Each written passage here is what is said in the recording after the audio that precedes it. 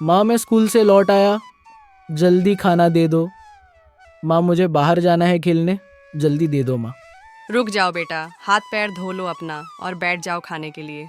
मध्य प्रदेश का एक छोटा सा गांव पिपलिया, जहां गरीबी एक आम बात थी, लेकिन दिलों में प्यार और अपनापन भरा था।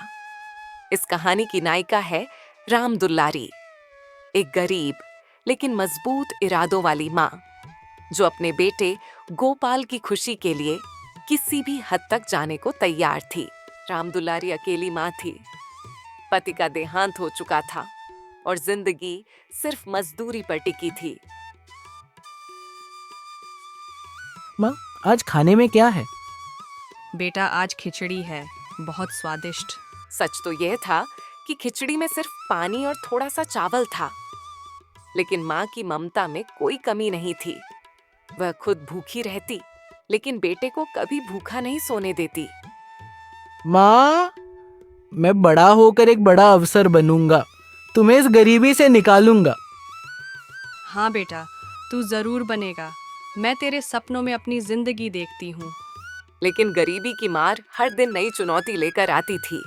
एक दिन घर में अनाज खत्म हो गया। राम दुलारी को मजबूर होकर गांव के साहूकार रतन लाल से कर्ज लेना पड़ा। अच्छा, कर्ज चाहिए, लेकिन ब्याज इतना होगा कि उतारते उतारते जिंदगी बीत जाएगी। जो भी शर्त है मैं मानूंगी, बस मेरे बेटे की पढ़ाई ना रुके। रतन लाल ने कर्ज दिया, लेकिन उसका इरादा नेक नहीं था। गोपाल की पढ़ाई जारी थी, लेकिन कर्ज का बोझ बढ़ता जा रहा था। राम दुलारी दिन रात खेतों में मजदूरी करने लगी। अरे राम दुलारी, इतना काम मत कर, सेहत खराब हो जाएगी। काका, सेहत की परवाह नहीं, मेरे बेटे का सपना सबसे बड़ा है। धीरे धीरे कर्ज का ब्याज बढ़ने लगा और राम दुलारी की हालत कमजोर होने लगी। अगर कर्ज नहीं चुकाया तो तुम्हारा घर छीन लूंगा। राम दुलारी की आंखों में आंसू आ गए। मेरा घर मत छीनो, मैं कुछ और करूंगी। उसने अपनी आखिरी संपत्ति, अपनी चूड़ियां और मंगलसूत्र तक बेच डाला। गोपाल रोते हुए, माँ ये सब क्यों बेच रही हो?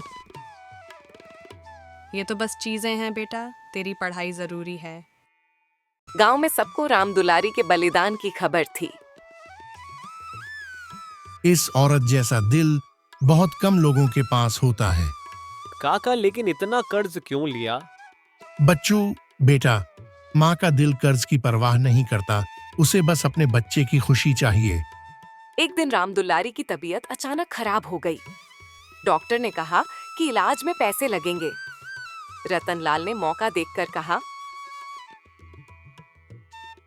अगर कर्ज नहीं चुका सकती तो अपने खेत मेरे नाम कर दो। गोपाल की आंखों में आंसू आ गए। माँ मैं पढ़ाई छोड़ देता हूँ, तुम्हें नहीं खो सकता।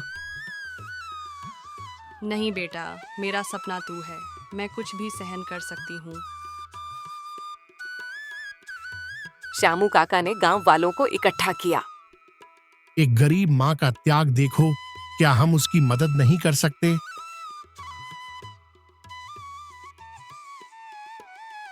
गांव वालों ने मिलकर पैसा इकट्ठा किया और राम दुलारी का इलाज करवाया। कुछ सालों बाद गोपाल की मेहनत रंग लाई। वह एक बड़ा अधिकारी बन गया। माँ अब तुम्हें कभी दुख सहन नहीं करना पड़ेगा। तू मेरी सबसे बड़ी दौलत है बेटा। गरीब माँ का बलिदान यह साबित करता है कि एक माँ का प्यार दुनिया में सबसे बड़ा होता है। वह अपने सपनों को कुर्बान करके भी अपने बच्चे के भविष्य को संवारने में कोई कसर नहीं छोड़ती।